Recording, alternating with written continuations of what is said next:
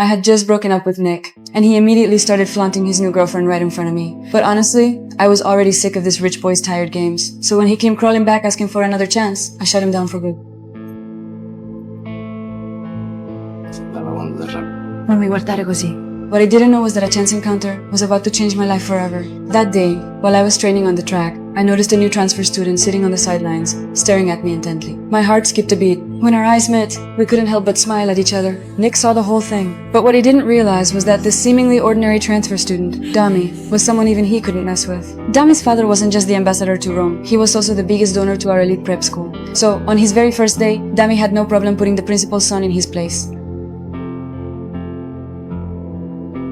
That moment sparked my curiosity about this guy. Every night before bed, I found myself scrolling through his social media. Even though Dami was technically an illegitimate child who grew up in the slums, it was exactly his carefree attitude toward life that drew me in and made Nick jealous. To embarrass Dami in front of me, Nick invited him to a party, only to have his friends give him a hard time. Then, when Dami wasn't looking, Nick had someone steal his motorcycle. Dami completely lost it and trashed Nick's car. I rushed out just in time to stop him. That's when I learned the motorcycle was the most precious thing his late mother had left him. Seeing him slumped on the ground, my heart ached. I started singing and dancing on the spot, trying to cheer him up. My moves were pretty awkward, but at least they made him laugh. Once he calmed down, Dami noticed I had run out without a jacket and was shivering from the cold. He immediately took off his coat and draped it over my shoulders. In that moment, as our eyes met, something between us shifted. The next day, Nick found out what happened and confronted Dami at school. Dami wasn't about to back down. Luckily, the principal showed up just in time to break things up.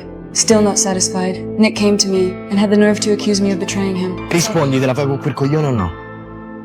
Anche se fosse? Io non ci credo ieri, ti facevo un po' più sveglia. Oh, ma che cazzo vuoi? Qual è il problema? Ma non vuoi sapere che cazzo c'è nel cervello?